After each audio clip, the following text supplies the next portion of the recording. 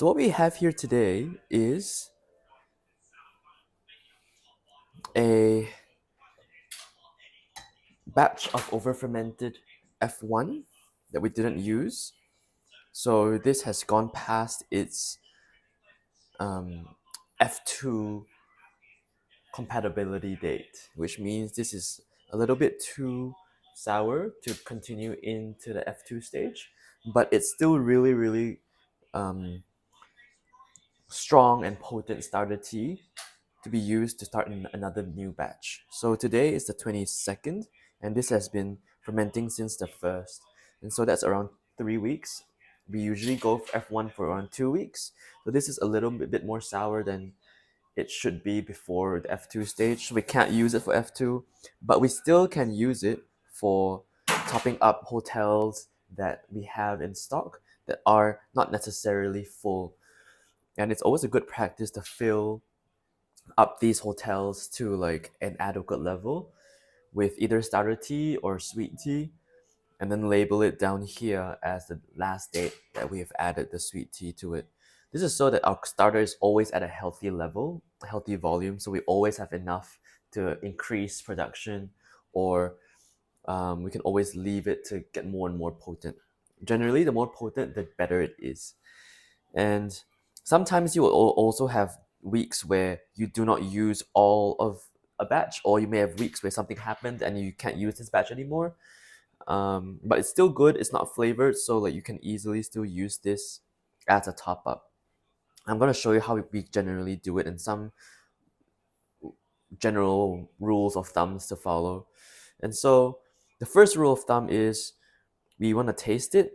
We want to taste it to make sure that it's actually not over fermented, because sometimes the weather can play a factor in how fermented one brew actually gets. So it's always a good point to check it first for taste. And I guess with taste, you want to check it around for general its health before you eat it, or drink or consume anything. And from the look of it, I'm gonna bring you closer in a moment. From the look of it, it looks like it's fine, because you can tell that it is not dry. Everything has like a wet sheen over it, and no weird fuzzy growths, all scoby. A big portion of this has sunk, which is totally okay. You know, if any mold grows, it's always on the surface. So any growth underneath liquids is totally safe. So I'm just gonna give it a little bit of a taste here. And yeah, from this, you can taste that a lot of the sweetness is actually gone. It does still taste like tea, but it doesn't taste like how it should taste before F2. It's a tiny bit too sour, and that would generally get more and more sour as we go. So even though it tastes acceptable at this stage, generally if you continue from here, it will get more and more sour, and it will affect the final product. So we want to save this liquid, even though we can't use it for an F2 stage anymore. And what we're gonna do is, because this is quite a huge amount of liquid and it's generally a slightly larger vessel, we're gonna try to split this between these two hotels. And the general rule number 2 is that you check the hotels for their last date added, and you want to make sure that like it's you're sort of coordinating the other hotels you have in stock here to make sure that like you actually have the next hotel to use for at least for 1 week, because different hotels have different sweet tea addition dates and different levels of readiness. And if you add like a relatively young starter tea to this brew you probably cannot use immediately, because it will take then some time for whatever strength that is in this hotel to then make this starter tea more acidic enough to start a new F1 batch. So it's generally playing by um, a good guesstimate. If this is not really sour, you add it to a hotel, the whole hotel will not be really sour. So you just got to make sure that you're not also compromising the ability of the hotel's brew, no, hotel's acidity, to then use for your F1 on a Friday or on the F1 day that you would normally do your F1s.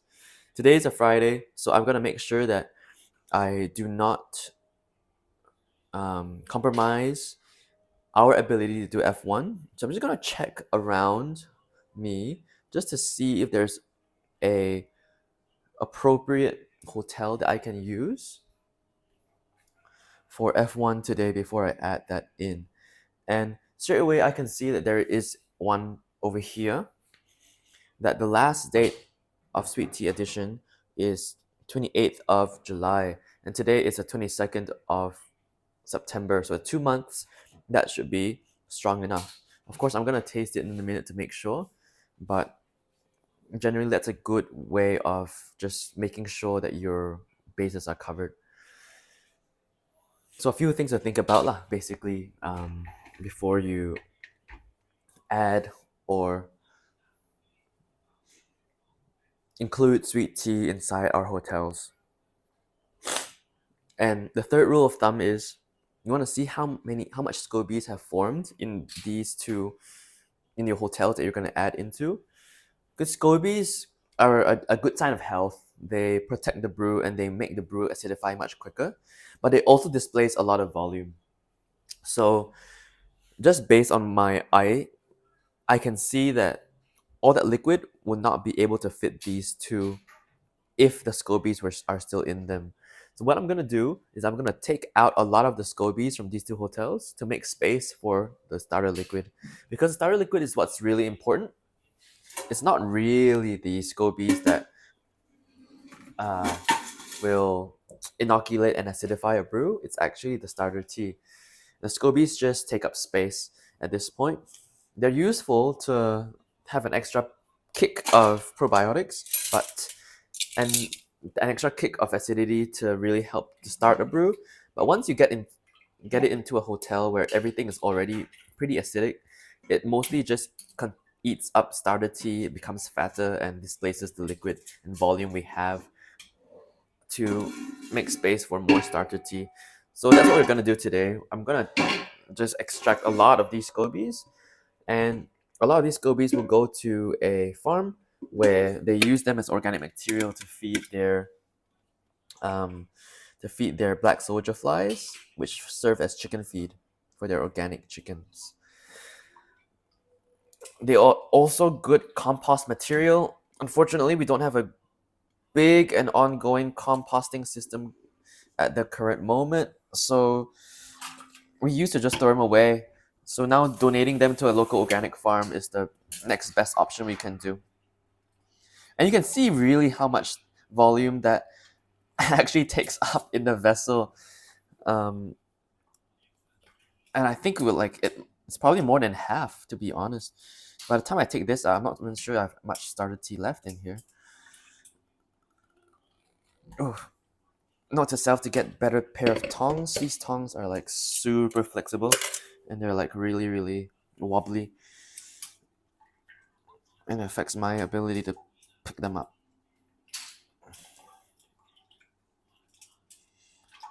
Oof. Gosh. Okay, I might need two hands for this.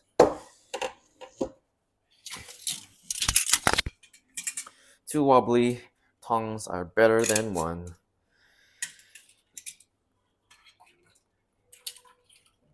At least that's what they say in wobbly tong school. Okay, let it drain a bit because starter tea is still pretty valuable in this day and age.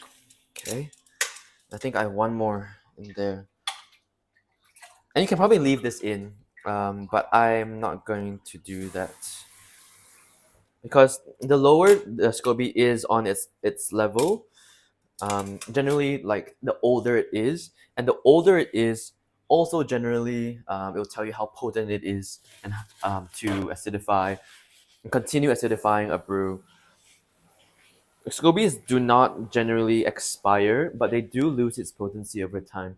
So the darker it is, which is generally also the lower it is, the less active it is as well. So like the less useful.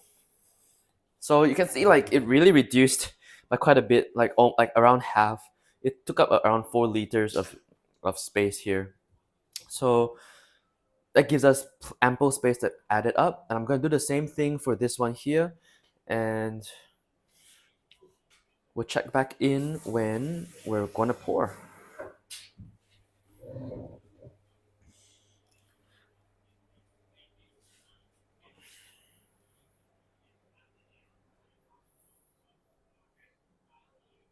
Oh, sorry.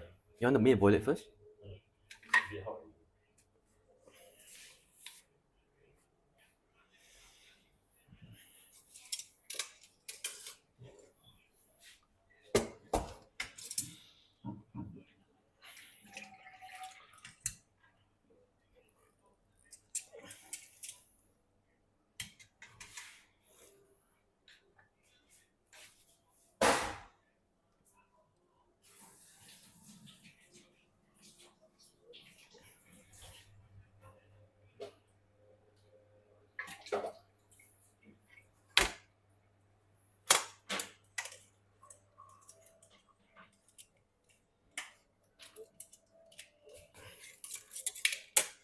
The scobies can get really big, so you want to make sure you get a vessel that's big enough to contain their size. I don't think this container is big enough to contain all of that. So I'm just gonna take only one more out.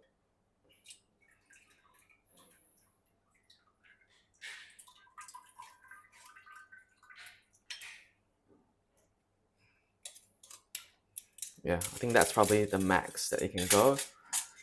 And I'm gonna just also wipe down the sides so everything is as sanitary as possible. And I'm just gonna use a wet tablecloth or a slightly moistened one. Wipe down the sides. Always a good practice to have, especially after taking out scoby that may have dripped their starter tea along the edges and down the base. You don't want to put your cloth inside unless you know it's really clean. Because the inside is probably like self-protecting in its own layer of probiotic bacteria. Okay, so we have around this amount, and I think we should take out all of that scoby, all those scobies, to really make sure we have enough space in there. So what I'm gonna do is I'm gonna grab another pot, slightly smaller one, but it's all we got to remove the remaining amounts of scobies in here. Also because they are slightly older ones, and so these are the ones that will be less potent anyway. They're still good, and you can probably still inoculate a few batches, but yeah, we have an oversupply of scobies here. We'll probably sell them at some point.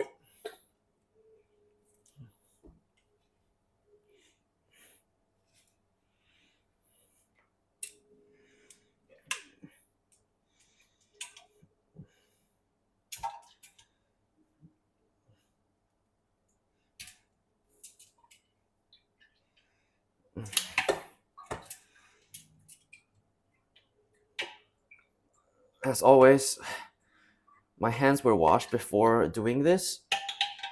So if any case my hand gets into contact with the brew and the hotel and the liquid, it should be no problem. Oof, okay. That was kind of a workout.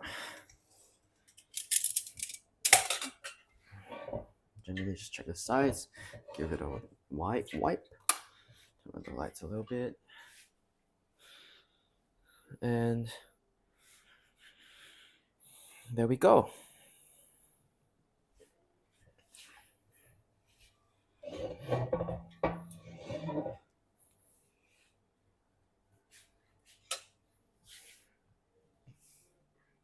Alright, so I've actually forgotten to record me pouring it into here. So I'm gonna do just that for the other one, and hopefully I'll be able to explain as I go too. So I basically just poured this vessel directly into that vessel after removing the SCOBY from this one. And it was a little bit heavy, so I did spill a little bit here. What you could do next time was to scoop out some liquid until it reached a acceptable level to pour, and then it'll be much easier. And then once you get to this stage where you actually don't have much left to pour, and then you can pour it much easier. So what I like to do is I put the hotel on a lower level, and you can also decant this into like a pitcher to pour as well. I generally like to just pour it straight in there. Make sure it's secure. Make sure your hands are securely holding on to your vessel too. Yeah, and just like letting it go there. Make sure your chair is also in a good position. And really carefully put it back down there.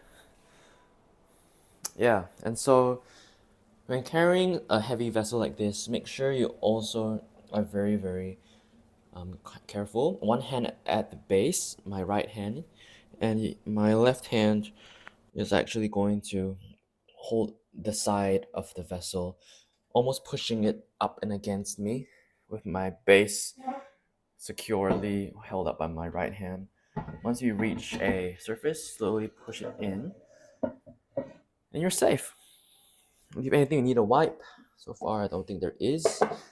And you cover it with the same cloth if it's still good, and make sure it's the right side up as well. Our black teas hotels usually use a red cloth to signify it, and our green teas usually use a brown or beige or yellow. And now we're gonna actually update that date. So we've added in an F1 from batch 67 here, and the date where this brew has started was the 1st of September. So we're going to transfer that date here, 1st of September, because that's essentially when this brew was added with sweet tea. So we're just gonna transfer that information down to there. If you add sweet tea as well, then you also write down the date there. Whether you're adding a starter tea or sweet tea, make sure to always update it so the next brewer will know more or less when that last addition was made. And if it's like really full, like this one, and there's no space left, that's a sign for you to create a new one. There's no space left, so I'm going to like slowly peel this off. I'm going to replace it with a new sticker and label. Go. You can tell by the color it's old. I'll get some more of that sticky stuff off. The longer you leave it on, generally the harder it is to get it out.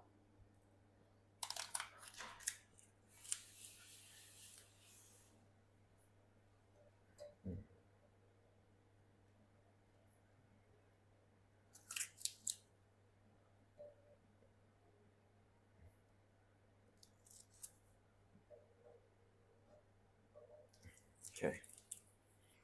And now we just want to label it with a new sticker so the next person would know what's the latest update. I'm gonna have to squint their eyes. So you want to grab a thick masking tape and a marker. I'm gonna grab it from behind us, like that.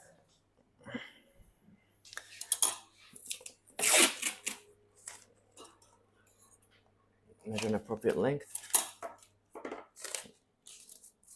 And we'll just write down added sweet tea. Is that a good view? Added sweet tea. Today's not today's date. The date of the F1 is 1st of September. If you added sweet tea today, then it will be the 22nd. But we didn't add sweet tea, so the F1 day would have to do. Make sure it's nice and tight. That's good. Hotels topped up.